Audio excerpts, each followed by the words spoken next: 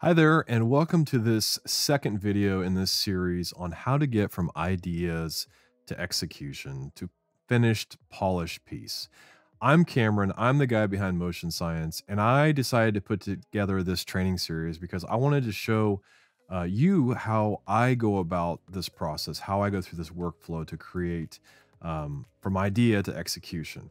I get asked all the time how I do it, and that's why I've created this short training series to explain to you how my process works. Um, if you didn't see the first video, I would suggest that you stop this video right now and you go back and watch video number one. You'll see it.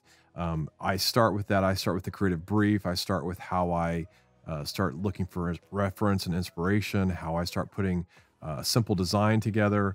And that's where we're at right now. I'm going to turn off the audio here. And that's where we're at. We're at with this very basic designed element piece. Now, this is, I would call this a rough design. This is not something where I would say, hey, here's a client, here's my design for you, check it out. No, we're going to continue to define, to design and refine this piece and make it even more interesting to look at. If you don't know who I am, my name is Cameron. I'm the guy behind Motion Science. I talked about in the first video more of my background, but I am not taught by art school. I did not go to art school. I didn't go to college for a degree in motion design. When I was at college, which I was only there for one semester, they didn't even teach motion design back then. So that was the late 90s. I am self-taught. I have spent many years, 2 decades, teaching myself how to design and animate in the most ideal way possible for me. And that's what I teach in motion science. So here we are. Let's jump right in. Let's start making this come alive and look more interesting. So the first thing I'm going to do is, last time we created these elements, which I'm calling sacred geometry. So let's just animate them. And it's real simple to animate them. All we're going to do is we're just going to open up our contents here and our group, and we're just going to say we want to use trim paths. And trim paths are a great way to animate inside of After Effects with shape layers. All I do is set a keyframe for the endpoint, and I'll go to the beginning and I'll say, I don't want this to be 0. I don't want it to be 100%. I want it to be 0. So you can see, because this is filled and not a stroke, it looks really weird how it draws it on. Now, for some instances, maybe this works for you.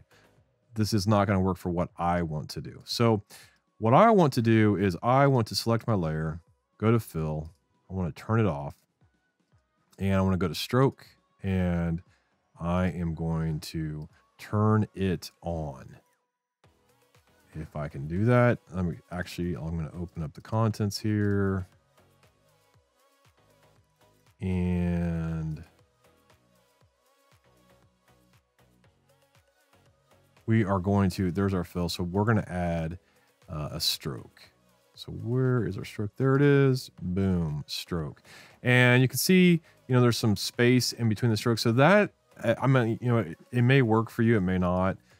Let's just go ahead and increase it slightly so it's kind of filled in there. So there, 5, maybe a 6. I see a little bit of a dot up in here. It's not filled in. So let's go 6. There we go. And now if we look at the trim paths, it draws it on in an interesting way. So I could kind of play around with this more with the trim paths. I could say individually draw them on, and it's going to draw them on like that. But I think for now, simultaneously is cool because it's just kind of random and it looks cool. So that's all we're going to do for this. Very simple. So I'm going to jump into Sacred Geo 1, which is this guy right here. And this is the one that we redrew inside of After Effects here. And it's the same thing. I'm just going to open up these one at a time. We'll start with lines. We'll say add trim paths. And I'm going to set a keyframe 100%. And I'm going to go to the beginning here. And I'm going to just take it down to 0. And I'm just going to go through these one by one. Contents, trim paths. And with anything, as you know, you can animate any element, however you see fit. I think trim paths works great for this example. So that's all I'm doing. I'm trying to keep this very simple so that you understand what I'm doing here. But you can see that simple you know, it doesn't have to always be overly complex. I see a lot of motion designers that approach projects and they overcomplicate things. And when you start to immediately overcomplicate things, that throws you off from there on. So if you start with a project and it's already overcomplicated, like where do you go from there, right? You're like super, you get frustrated. You kind of shut down. You don't know where to go, and you know your project ends up dead or looking crappy, and you're not happy with it. So start simple, very simple. Just start simple. So there we go. So I hit N on the keyboard, hit 0 to preview. There we go. There is our very, very simple animation. That's all we need. Okay. So if I play this back, my music is turned off. You can see those are the two pieces they animate on. Here's the other one. So for this last one, I don't want to see it draw on again. So we'll go past the animation, maybe just somewhere in there and start there. And what we could do for this is maybe just make it rotate, right? That's all we have to do. It's just real simple. We'll do 30 degrees. So now we see this just kind of rotate. Again, very basic, but it works. Now, looking at this one versus this one, now it feels way too thick to me, okay? So I'm looking at the line thickness, and so let's just go back into this layer, and let's just drop it down to 2. How does that look? Closer. Maybe let's go to 1.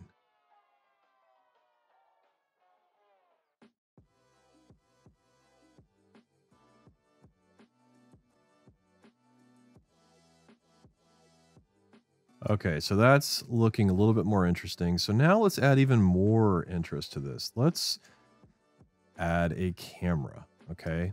And I'm not going to get into all this stuff about 3D cameras.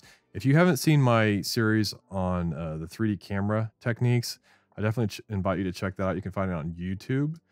But it goes into a lot of detail about how to work with 3D cameras inside of After Effects. So what I'm going to do here is I'm going to create a bunch of 3D cameras. Okay, I'm going to start with this first one, and I'm going to make this first set 3-dimensional. And I'm going to select my camera, hit P for position, set a keyframe. And let me just tell you very quickly, you'll notice that I did not use a 2-node camera. A lot of animators use 2-node cameras. I prefer 1-node. I feel like to me, they're much easier to control. That's why I work with them. So I'm going to go here. I'm going to hit C on my key to do a zoom in, and I'm just going to push in on this guy, right? So maybe something in there. Let's make it a pretty dramatic move. So there we go. So if I hit N on the keyboard and just preview this, you know, very basic. Zoom out a little bit here. I'm just looking for like an interesting move. Now you can see immediately that the background's not moving, so it throws us off. So let me make that background, and I'll change this to background texture. I'm gonna make it 3D as well. And let's scale it up even more. And there we go. So now we've got kind of this trippy thing going on. This design here in the middle feels a little bit big to me when we get to this point, but I'll leave it there for now. Next, we're going to move on to scene 2. And you can see that I like to stack scenes so that they, I can tell where each scene is. So this is, these 2 layers stop here, scene 1.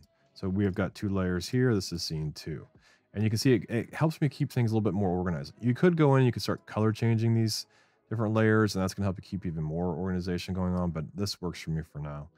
So what I'm going to do is I'm going to duplicate this camera, bring it up here, and I'm going to hit P for position. I'm going to delete that keyframe, but I am going to start here, and I am going to make this camera move side to side. We're going to keep these moves pretty simple. Let's make Nina 3-dimensional, and let's make the Sacred Geo behind her 3-dimensional as well. And we're going to go to number 2 here, and we're just going to slide along like so. And like I said, this is where I want something else interesting to happen. So if I slide, I'm going to scale this up even more here. Moving along, maybe a little bit more. And I'm just hitting C on the keyboard to change my camera controls. And here, I'm just going to do a very simple push in to kind of really focus in on that name. I'm going to go to the end of the scene here, and I'm just going to make it fly up like so. So if I hit 0, I'm going to see what this looks like. Yeah, very cool. Now, one thing I do want to see is I want the Sacred Geo behind to be larger. So I'm going to increase the size here. Something like that. So I'm looking at this inner circle, kind of containing the type inside of it here. And, you know, Nina Gates, this may be too small, but for now, I'm going to go ahead and leave it how it is. So there we go. Perfect. Okay, so this shot, you know, maybe this one doesn't need a 3D camera, or maybe it does actually. Let's go ahead and let's just duplicate that first camera, bring it up here. And for this, we'll hit P for position. Maybe let's do something vertical again. So let's make these 3-dimensional. Actually, we'll just make the grid wall 3-dimensional. And we will move, I don't know, something like this. Now, you can see the background's moving, the text isn't, so now it looks weird again. So let's make those 3-dimensional as well. Awesome. And for this one, let's duplicate again. Drag this camera over. P for position. And I'm going to show you a little trick here. So if I hit proportional grid, you're going to see we've got 9 blocks here. Okay. This is the rule of thirds. Okay. So I've got, how I did this was I went into my preferences. I went to grids and guides. And I said on my guides, my proportional grid, sorry, not my guides, my proportional grid, I want it 3 by 3. What that does is it sets up 3 horizontal and 3 vertical. That creates our rule of thirds for how we design things, okay? Typically, this spot up here is always going to be where our eye goes to first, second, third, and fourth, okay? If you were to break these up. Now, things are always going to be, you know, in focus right here in the center. Things will be in focus here, but these are our proportional grids to help us align things for design, to help us make things look better, more pleasing to our eye. So what I want to do here is I want to make Gina 3-dimensional, and I want to make her kind of focused in here. Okay. And then what I'm going to do is I'm going to turn off my keys, and I'm going to do something. Maybe she's rising to this spot here. Now I do have to watch out because this shot before I'm moving vertically downwards. And now all of a sudden it's, you know, it's the same kind of movement again. In the next scene, it's a different speed. So we have to kind of watch these kind of things, kind of pay attention to them. But what we can do here, again, I'm moving quickly here. You know, when I go and play back this motion, it's going to tell me if things are working or not working. So let's go back to this position, turn this off, and let's make Toby 3-dimensional. And let's bring Toby up in, let's bring him up in here. And let's do something interesting with this one, where it kind of like stutters, like maybe a stutter move. So I'm going to hold the keyframe. I right clicked and said hold keyframe. What that does is that just keeps your key, your position right there where it's at until I move the camera again. So I'm going to hit V. And we're just going to make Toby, everything kind of slide to the right. So I'm going to hit page down and page down. I'm just doing totally random moves here, okay? And I'm just going to move through this.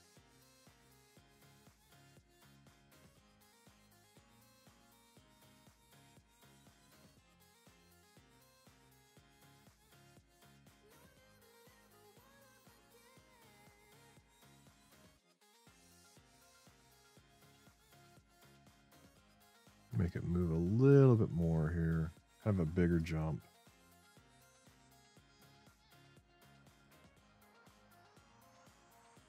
And we're just going to make it all go off screen.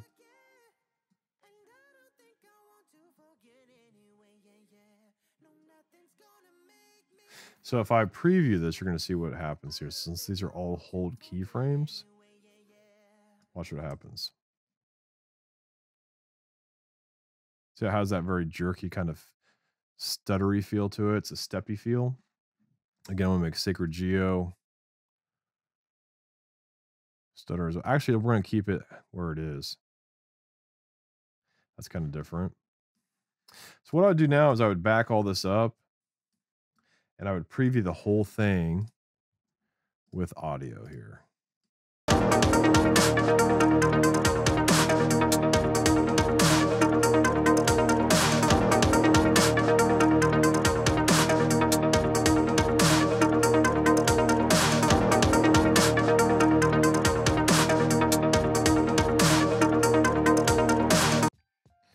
So it's starting to look more interesting, right, from where we started, but let's create a little bit of parallax, okay? And parallax means that these different layers, 3D layers, are offset, right? So if I change this from one view to two views, so now I've got my top view here. So maybe let's go to a left view. Here's our camera. Here's our keyframes. Here is our back texture, or actually that's our sacred geometry. And then if I select back texture, you can see they're both on the same plane here. Okay.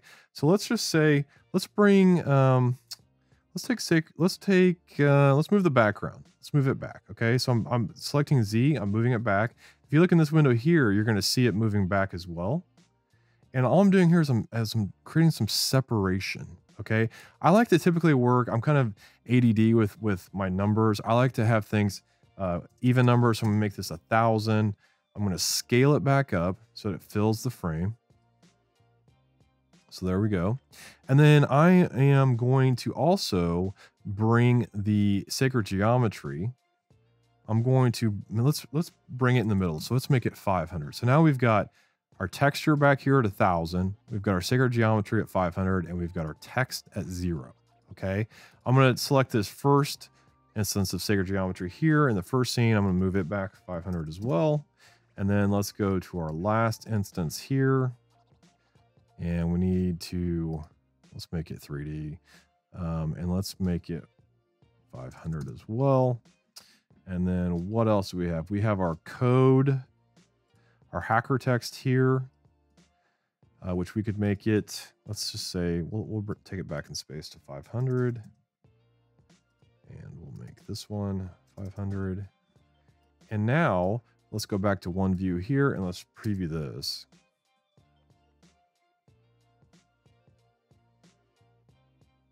And you know, you can't tell a lot. It's a very subtle change, but you can see that the text is moving at a different rate specifically than the background is.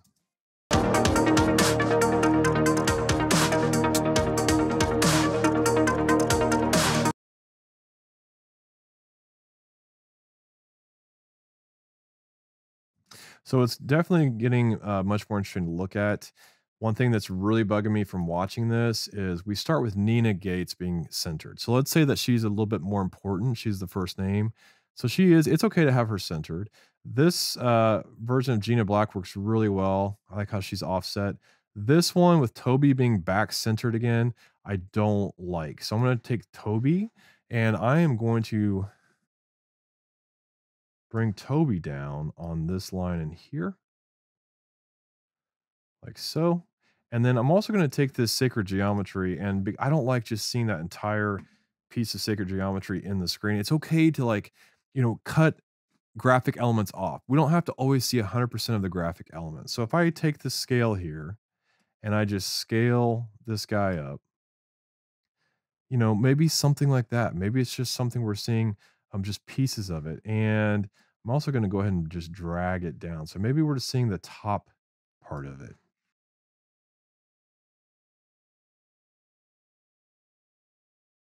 And, you know, when we're doing previews like this and things aren't real time, I actually really enjoy this part of the process.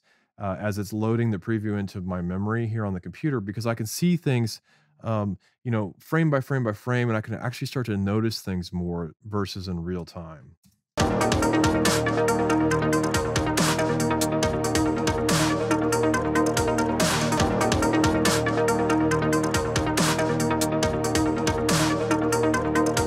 Okay, so something else I've seen is this sacred geometry, I like the way it draws on, but it draws on too quickly. We have a lot more time here for it to draw on.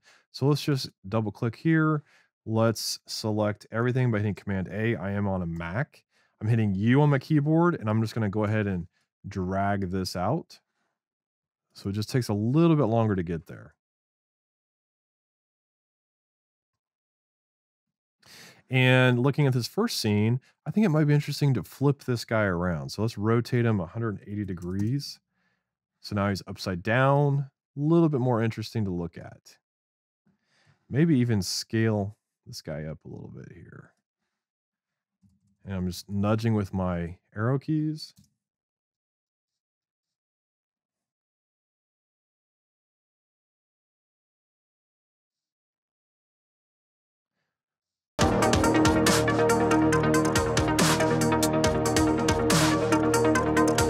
Awesome. Really digging this. I don't like how we see part of the texture over here. So I'm actually going to scale up again to about, let's say 430. And let's just nudge it with our arrow keys. Just kind of bring him over here. So it's just off the edge there. And make sure that this texture's taken care of everywhere else here. Except for this final scene. I think it's going to be interesting to see the texture kind of fly off the screen here. Okay, so it's starting to come alive. So now let's do something where we add some lights. And by adding lights to this, we're going to add some more texture to this, to the overall design of it. So we'll do, let's see here. Let's do a spotlight. That's okay. We'll do cast shadow, sure. We'll click OK. And there we go. So we've got some interesting lighting going on already. One thing, I'm going to go ahead and turn off my proportional grid here. One thing I do want to do is I want to make sure that this sacred geometry here cast shadows. So I'm going to hit AA on my keyboard, and I'm going to go down here. I'm going to say, okay, are you casting shadows? No, you're not. It's set to off. Let's turn it on. There we go. So we've got some interesting shadows being cast here, which may or may not work. Like I said, I try these things. Sometimes they work, sometimes they don't. We'll go to the next scene. Let's do the same thing. Let's do another new light. And we'll do a spotlight again. I like to work with spotlights and with point lights. Those are the ones I find myself working with the most. Let's see where we're at here. So this one's really blowing out the scene. And that is because, where are we at here?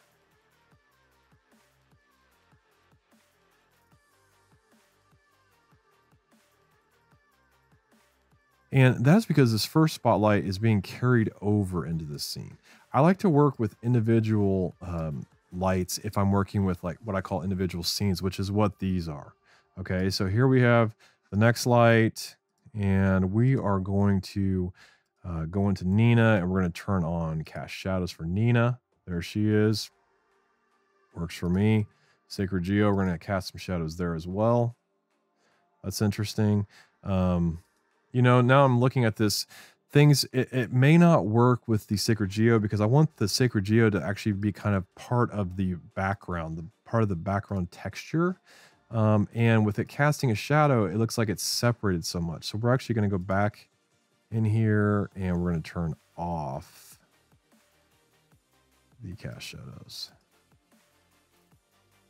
And sometimes it can be interesting to also cast shadows in different, or have a spotlight be a different color. And let me show you. So like, since this is called Red Robot, if I was to make this light, more in the red tone, doesn't have to be like, we don't want it to be solid red like this. There are times where this could work.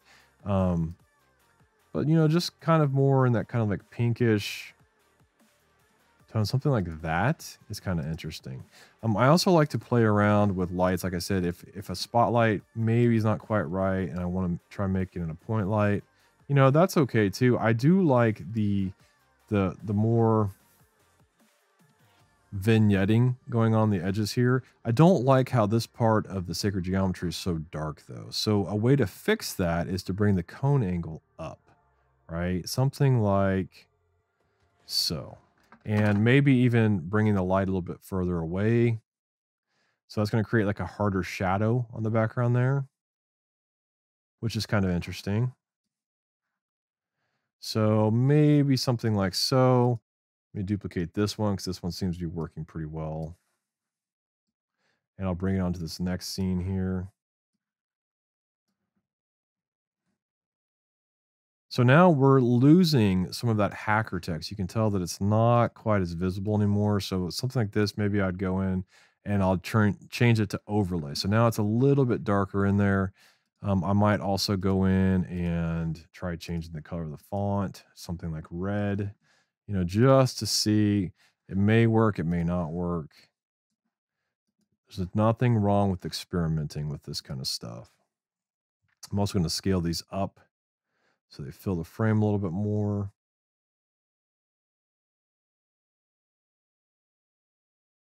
Let's bring the same spotlight here and let's make Gina cast a shadow.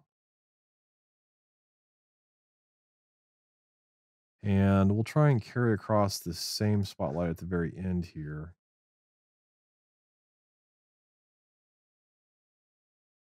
And we'll see how that looks. Let's go ahead and preview. We'll save and we'll preview this.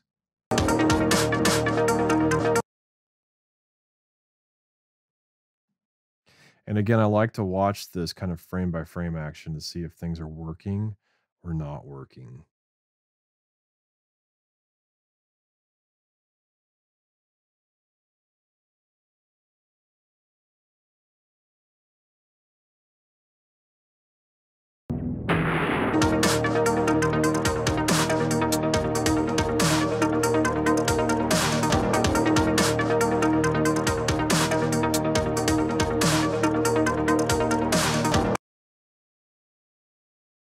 Okay, so I'm digging how it's starting to look. I'm not totally sure if the lights are going to work for me or not. Sometimes I use lights and shadows, sometimes I don't. We're going to go ahead and leave it in there for now. But I do want to change this background. The tan is really throwing me off. So what I'm going to do is I'm going to go to Effect. I am going to go to Channel. I'm going to invert it. So already it's a little bit more interesting, right? Just by inverting that background image. And then I'm also going to make it black and white. So to color correction, black and white. There we go. All right, so looking a little bit better. The type's a little bit hard to read there, but I think it's okay for now. We're also going to change our geometry. So I'm going to select layer 5. I'm going to select layer 15 and 18. These are all our geometry layers. And let's just set them to an overlay mode and see how those look. So that's even more interesting, right? So now that geometry is there, but it's not so in your face, right? It's more of like it's a piece of that background, which is what I want. Okay. So again, like I said, the type is a little bit hard to read. So I'm going to select all 3 pieces of type here, and I'm just going to scale them up. Let's just bring them up just a little bit, maybe 125%. Not too bad. Still a little bit hard to read. I think that might be the shade of red that they are. So maybe a little bit brighter red. That's a little bit easier to read. That's not too bad. Let's also try and colorize this background a little bit. 1,000 ways you can colorize this background. What I'm going to do is I'm just going to create a new solid. I'm going to call it gradient. Click OK, and I'm going to go to, let's see here. We're going to go to generate, and we're going to do a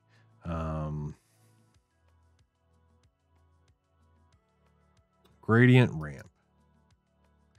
And we're going to make the bottom black. We're going to make the top, maybe like an olive color.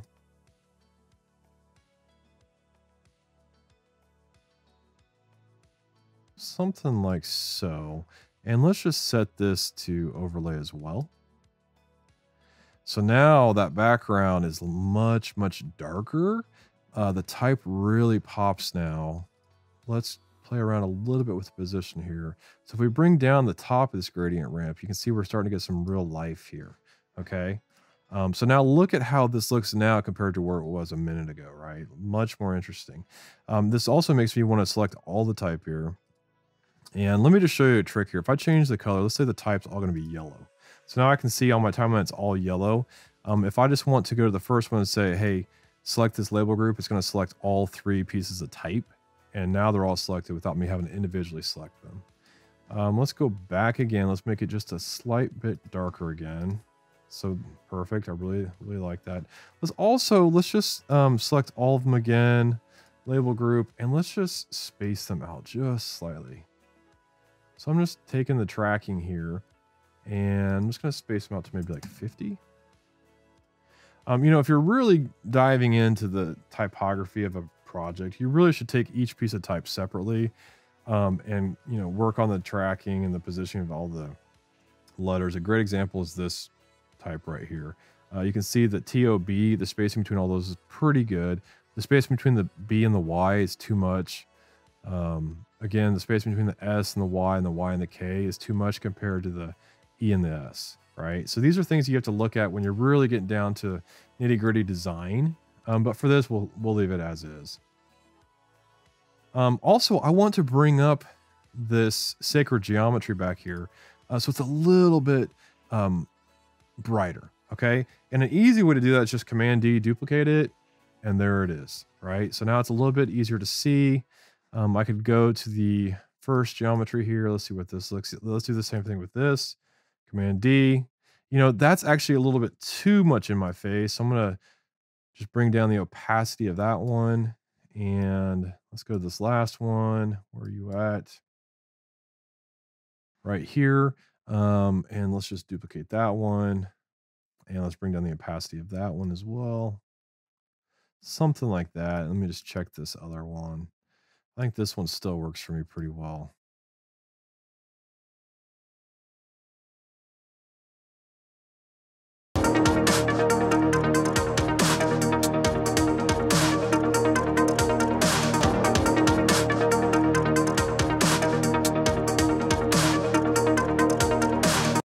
Okay, so a couple things right off the top is one is this. I don't want to see this gradient back there. So all we need to do is create a new solid here. And we'll just call this background. And we're just going to make it pure black. And we're just going to bring it to the back. Everything right here. So that kind of solves that problem. Now there is still a line here, but we're going to fix that when we add some like digital glitchiness to this piece in the next video. So I'm going to lock that background. And you can see here, I always try to keep the audio track at the very, very bottom of my stack.